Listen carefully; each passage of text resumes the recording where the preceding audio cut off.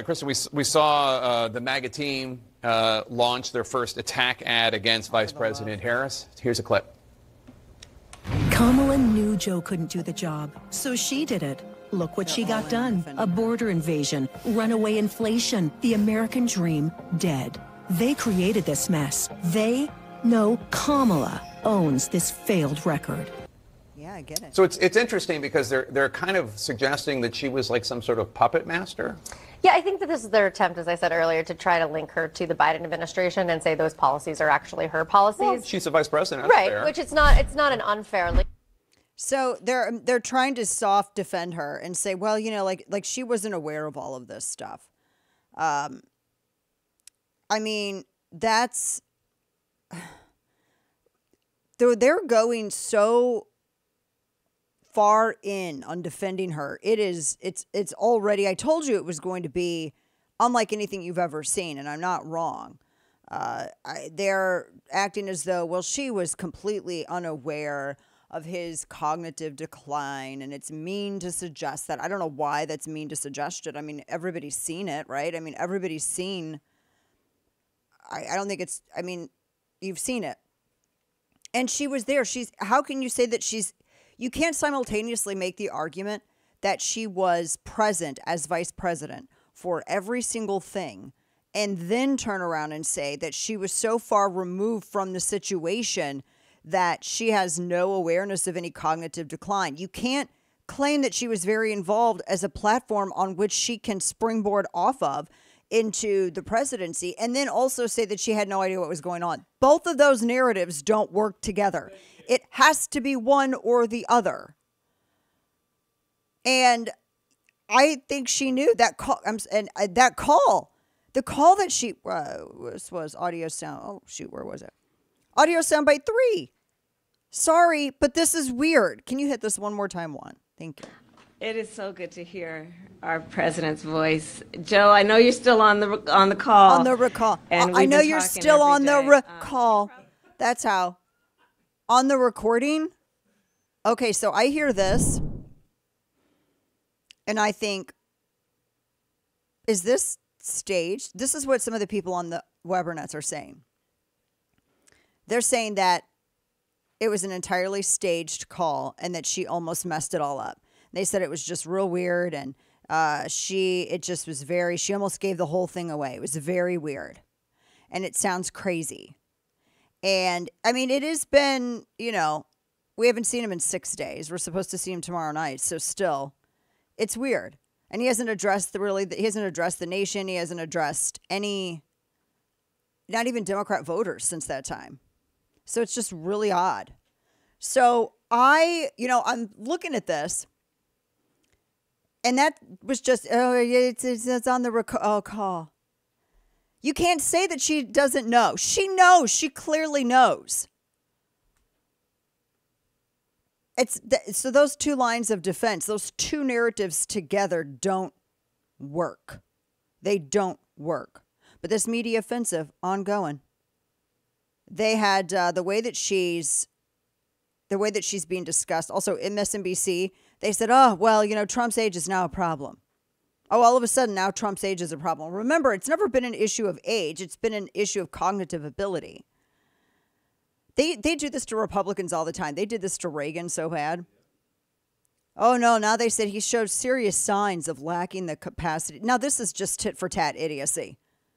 I mean, Joe Biden clearly struggles. He thinks dead people are talking to him. He clearly struggles. So now your line of attack is, well, we're going to say the same thing about your guy. That's just cringe. Stop it. That's just so stupid. That's not going to work. But that's what they're going to. They're saying The Atlantic. This is an actual headline from The Atlantic. Suddenly, Trump looks older and more deranged. And then they showed a picture of him with a bandage on his ear. Because none of them, as I said, are showing the photo of him with his fist in the air after he was shot. They're going to downplay that into nothingness. They're going to downplay it into nothing. Don't let them do it. Do not let them do it. And they're going to do all the DEI stuff. I don't think that Republicans need to get into an argument of DEI, frankly, over Kamala Harris. I really don't. I think if you just look at her record and you look at her policies, was she a DEI hire? Hell yes. Did she get her start by sleeping her way to where she is? Hell yes, she did. I'm not the person who's saying that. The Associated Press literally has an article out today where they admit that her very first position was under Willie Brown. And I don't mean, horizontally. I mean like her vertical professional position. Yes, the horizontal part too. But that was the Associated Press saying that. Kane, you're like dead. His eyes got so big. But still, it's true. So they don't need to get into the DEI because her policies are horrific. And if they go into DEI, how do you explain this? Her great-great-great-great-grandfather was apparently a notorious Irish slave owner who bought a Jamaican plantation and fought abolition. Now, how does that work out? Box checking, Kane. Good question. I mean, she comes from slave owners. Yeah. That's a little problematic, when it concerns DEI box checking, right?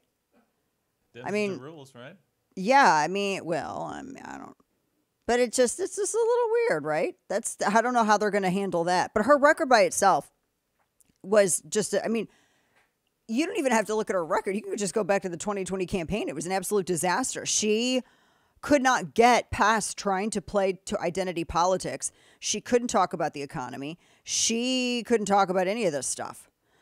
She had a horrific record on any kind of justice reform in California. She's bad on energy. She's bad on taxation. She's horrific on Israel. Here's another thing, too. The first thing that she did as the presumptive Democrat nominee for president is she's refused to meet, apparently, with the Israeli prime minister. Now, Joe Biden, they're trying to say, oh, no, it's because he's almost healthy. His COVID symptoms have almost resolved completely. He's going to be completely better the moment Netanyahu leaves. So they're saying, well, Biden isn't well, so he can't meet Netanyahu. But he could go out, the day before he announced he had fake COVID. He could go out and meet everybody because I don't believe he has COVID at all whatsoever. I think he's hiding because they were planning this and he wanted to avoid the heat. And they decided to evoke COVID because that's the only excuse that's going to make his base happy. That's the God to which they pray. COVID. Good grief. But they need Michigan. And Michigan, the capital of Michigan, is Dearbornistan. So they have to win Michigan. She can't make those voters angry, the Illinois Mars segment of the Democrat Party. So now it's the end of the Democrat Party as you know it. It really is. It is entirely different from what you know the party to be. It is the end of the common man party. It is the end of the working man party in favor of taxpayer-funded transgender surgery paid for by the common man. I mean, that's it. The whole Truman Democrat, Kennedy Democrat is dead. And Joe Biden stepping down is the mark of the end of that era. It is a brand new party. Their policies now are Californian progressivism.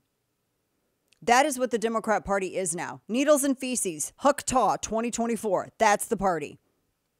Everything on trans issues, abortion on demand, funded by the taxpayer, which I don't care where you stand on that issue. That is exactly what that party landed on because all their senators just 3 years ago, signed on to that bill in the Senate where they were demanding literally up till the moment of birth funded by the taxpayer. Oh, and they try to call it the Women's Protection Act. I read the bill. That's what they tried to call it, and that's exactly what it allowed for. Your money funding it as a form of birth control literally up until the moment of birth. That is not an exaggeration. In fact, I am underserving the seriousness to which you would have been tethered with that bill. So it's the identity politic party. I read this piece. I think it was a Daily Mail or Spiked. Harris's career was made possible by both traditional femininity, most evident in her career-boosting affair with a much older man, former California State Assembly Speaker Willie Brown, and her identification with feminist causes. That is the real kicker in all of this. Because isn't that something that the leftist ideology rejects? But yet look at all of the people who have gained positions of power within their party. They played those identity politic cards to which they now reject. Why? They play right into it. It is the oddest thing that I've ever seen. But this is a party that's based more on your identity, things that you cannot control, and not your merit.